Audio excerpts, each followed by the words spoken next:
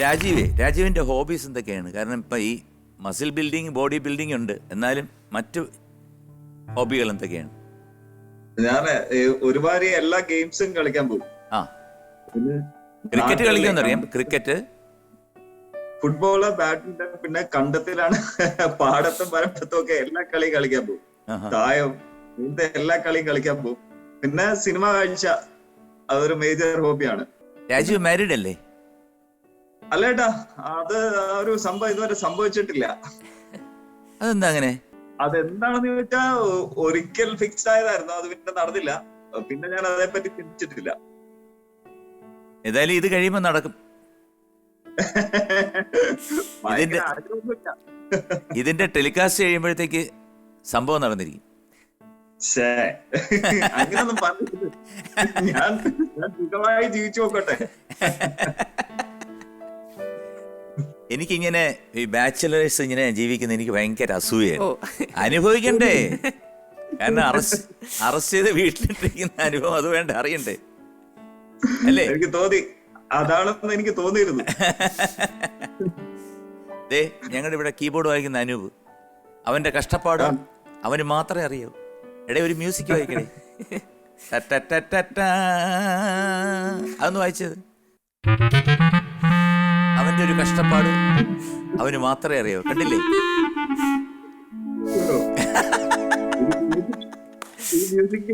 ഒത്തിരി നാളായി മലയാള സിനിമയിൽ.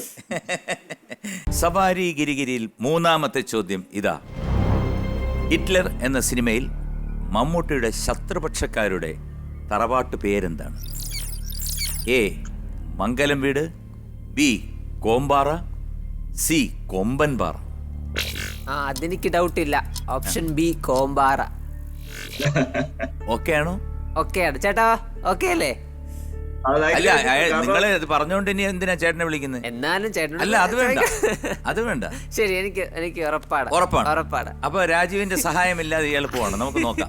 മുന്നോട്ട് കോമ്പാറ ഞാൻ എടുത്തിട്ട് പൂട്ടിയിരിക്കും. ഓക്കെ, ഒന്നൂടെ ഒന്ന് ചോദിച്ചൂടായിരുന്നു അദ്ദേഹത്തിന്റെ അടുത്ത്? എനിക്കൊരു 99% ഉറപ്പുണ്ടായിരുന്നു.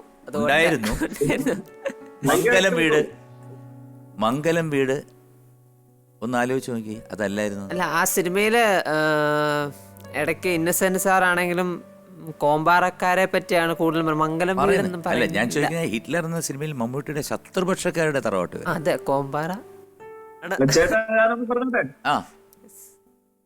ചേട്ടാ, അതിനു മുമ്പ് അവര് ചെയ്ത പടത്തിലെ വില്ലന്മാരുടെ തറവാട് പേരും പാറ തന്നെ ആയിരുന്നു, ആനപ്പാറ. അതുകൊണ്ട് വില്ലന്മാരുടെ തറവാട്ട് പേര് ഇടുമ്പോ എന്താണല്ലോ പാറ ചേർക്കും. പാറ, കൊമ്പൻ പാറ, കോമ്പാറ, കൊമ്പൻ പാറ. കൊമ്പനല്ല, കോമ്പാറയാണ്. എങ്കിൽ കോമ്പാറ ഉത്തരം. പോയി മോനെ അഭിഷേകേ. അതാണ് 100% നമ്മൾ കോൺഫിഡൻസ് വന്നു കഴിഞ്ഞാൽ ഇങ്ങനെയുള്ള തെറ്റുകളൊക്കെ പറ്റും. സാറ് പേടിപ്പിക്കാൻ പറയല്ലേ? സാറ് പേടിപ്പിക്കുന്നതിനാ? എനിക്കെന്താണ്? അല്ലേ, ഷോ കാണാറുണ്ട്, അതുകൊണ്ട് എനിക്കറിയാം എങ്ങനെയായിരിക്കും സാറിന്.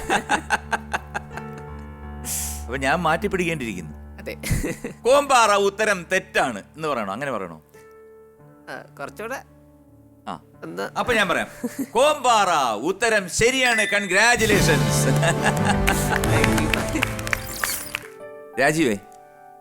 രാജീവിന് ഇത്രയും നാൾ കണ്ട സിനിമകളിൽ വെച്ച് ഹൃദയസ്പർശിയായിട്ടുള്ള ഒരു സിനിമ ഏതായിരുന്നു?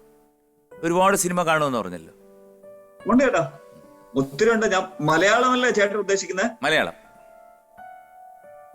എനിക്ക് പത്മനാഭൻ സാറിന്റെ ഇന്നലെ ഭയങ്കരമായിട്ട് ഇഷ്ടപ്പെട്ട ഒരു പടമാണ്. അസാധ്യ പടം.